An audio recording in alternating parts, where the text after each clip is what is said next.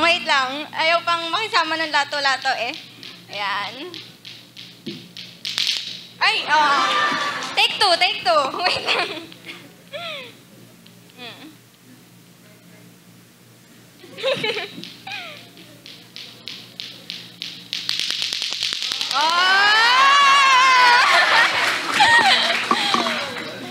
Anyways, isn't it annoying?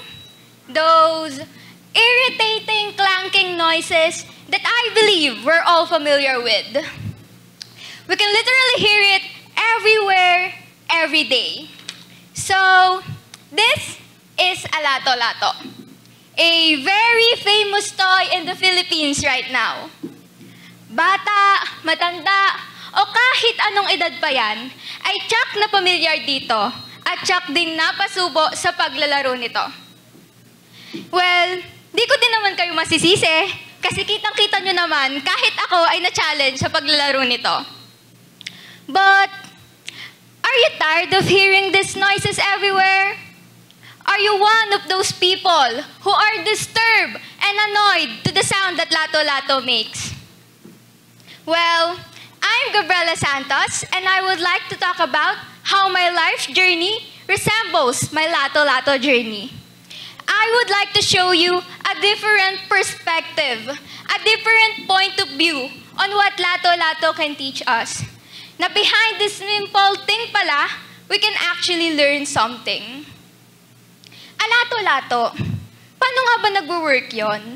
Well, siguro naman, alam nating lahat na para maging stable yung paglalaro ng lato-lato, it moves up and down. It consists of two balls na kailangan magtama sa ibaba para magkaroon ng puwersa pa itaas and vice versa. So, may napansin ba kayo? If nalilito pa rin kayo on how it resembles life, let me tell you my story. Magsa-storytelling muna tayo. Siguro lahat naman, naranasan ng mawalan, naranasan ng maiwan, naranasan ng masaktan. We all go through different challenges in life, pero lahat tayo naranasan ng mawalan. Kahit na nanay mo yan, tatay mo, grandparents, sibling, girlfriend, boyfriend, a loved one. Lahat tayo naranasan ng maiwan at masaktan. Well, in my case, I was 7 years old when my mother died because of cancer. My young mind at that time has still no idea about that. So when my father woke me up in the middle of the night and told me, "Nak, wala na si Mommy," I remembered asking him, "Paanong wala?" But when I saw the white casket kung saan nakahiga yung mami ko na pinalilibutan ng maraming taong nag-iiyakan, that's when I realized na that means you'll lose someone.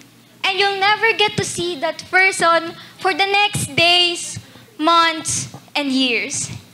They will be gone forever. For the next couple of months after my mother died, lumipat kami ng bahay. Pansamantala kami tumira ng kapatid ko sa tita ko. Hanggang sa yung pansamantalang yon ay naging pansamantagal. I thought we move on. Nakapag-asawa na ulit yung tatay ko. Nagkaanak na nga sila. And maayos kaming naninirahan ng kapatid ko sa tita ko. I thought nag-heal na ako sa pagkamatay ni Mommy.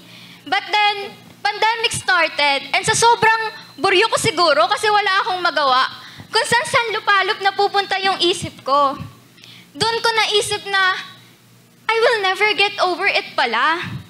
Kasi, parte na yun ng buhay ko. And kahit anong gawin ko para matakasan yun, hinding-hindi na. I realized na all this time, simula nung mawala siya, I'm just pretending to be okay. Kasi ang daming responsibilities na nakaatang sa akin. Lagi kasing sinasabi ng mga kamag-anak ko na ako na daw, yung tatay yung nanay ng kapatid ko. Bata-bata ko pa. Lagi nila sinasabi sa akin na ako dapat yung magbibigay. Ako dapat yung magpaparaya. Kasi nga, ako yung ate. Kaya I didn't get to mourn ng matagal kasi mas na-prioritize ko yung kapatid ko over myself. Well, di ko din naman alam kung paano ako magmo-mourn kung wala nga akong idea kung ano yung imo-mourn ko, di ba? Actually, nung bata ako, never akong nainggit sa mga batang katulad ko na kumpleto yung pamilya. Kasi sa isip-isip ko, okay naman ako. Kaya bakit kailangan lagi akong kaawaan na para bang walang-wala ako kasi wala akong nanay? Uy, iyan ba si ano? Yung wala ng nanay? Kawawa naman tong batang to. Ulila na sa ina. I don't get it. Kasi tuwing may program naman sa school, andyan si tita ko, tapos si tatay ko. Never nilang na-miss yung recognition at graduation ko. Andyan si kaka ko, tsaka si lola ko, para isupport and i-guide ako. At tsaka, may 13 kapatid yung mami ko na alam kong may paki sa akin. So ano pa ang mahihiling ko? Sa isip-isip ko, ang selfish ko naman kung di pa ako masaya. Ang selfish ko naman kung mahihilingin pa akong iba. Ang selfish ko naman kung hihiling pa ako na sana nandyan si Mommy, di ba? Deep down, sa kaloob-looban ko pala, sinusurpress ko lang yung feeling na pangungulila. Kasi alam ko sa sarili ko na pag nagpadaig ako doon, wala na. Minsan nga inisip ko if it will be different ba kung si Mami ko yung nag-abot sa akin ng una kong bra? O kung siya yung unang nag-abot ng pasador ko nung unang beses akong tinatnan. Well, andun yung tita ko and sobrang thankful ako sa kanya. Di ko pa rin maiwasang maramdaman na may kulang. Kasi, sorry. Gusto ko pala ng nanay. Kasi, sino ba namang hindi? Sa gitna ng pagdadalamhati ko, kasi ngayon lang nag-sink in sa akin yung kawalan ng nanay, namatay naman si lola ko. And lola's girl din ako eh. Kasi lagi siya yung kasama ko simula mamatay si mommy. And masakit nung nawala siya. Pero nung mga panahon na yon, may isip na ako neto eh. Di na katulad ng sa mami ko na wala akong idea kung ba't nag-iiyakan yung nasa paligid ko. Kaya nakaiyak na lang din ako. This time, I take every time para ibuhos lahat ng sama ng loob ko. Sinulit ko lahat ng luha ko. Kasi this time, alam ko nang unahin yung pain ko. Because this time, alam ko nang i-handle ito. Life is full of pain. It's an up and down journey. Di naman natin matatakasan yun eh. Because pain is part of life. That's why there will be no downs if there are no ups. And there will be no ups if there are no downs. Just like in Lato-Lato, life will never be stable without up and down. Kaya we just have to live the way life is. Kahit na we can explain why it's full of bumps, turns, experiences, and challenges that's making our life harder. Minsan ba naisip nyo kung bakit ganun yung mechanics ng paglalaro ng lato-lato?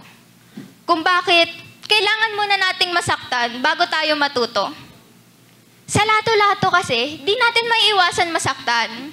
Sigurado kung nagkapasa at nagkabukol na kayo sa braso, kakalaro nun. Ayan, relate na relate yung mga classmates ko. Pero sumuko ba kayo? Di ba hindi? Nagpadaig ba kayo sa dalawang bolang yan? Di ba hindi? Kasi kahit gaano karaming pagsubok pa yan, nakaya naman natin, di ba? Madapa, tumambling, sumemplang, o matapilo ka man, ang buhay ay buhay at di natin may iwasang masaktan. Kaya sa susunod na madapa ka, tayo ka lang. Sabay sabing, lato? Lato? Kaya ko to! Kaya ko to! I never really imagined that this day will come kung saan may kikwento ko sa harap ng maraming tao yung struggle ko ng pagiging panganay without a mother by my side. Because I always thought that it's not meant to be heard. na sobrang gasgas na yung gantong kwento na hindi na siya worth it pakinggan. But that's what I thought. Because that journey meant something to me. And that journey will always be my memorable one. Because those ups and downs brought me to where I stand today. From the lessons I learned and to the moments that I will treasure. It led me to where I am, standing in front of all of you despite being terrified of public speaking. Look how magical Lato-Lato can be. Look how magical life can be. Di ba nakaka-amaze maisip na yung simpleng bagay na katulad ng lato-lato na kinaiinisan ng karamihan ay may lesson pa lang na ituturo.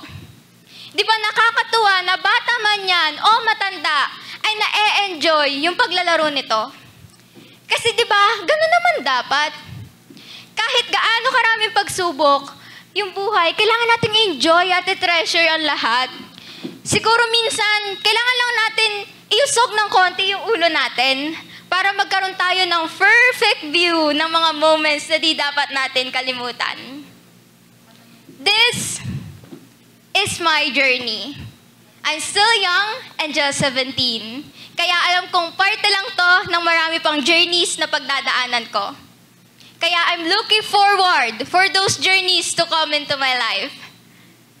We all have different stories to tell, different challenges to take, and different paths to take. And I hope that you can enjoy all those journeys, just like how I enjoyed my Lato-Lato journey. Thank you.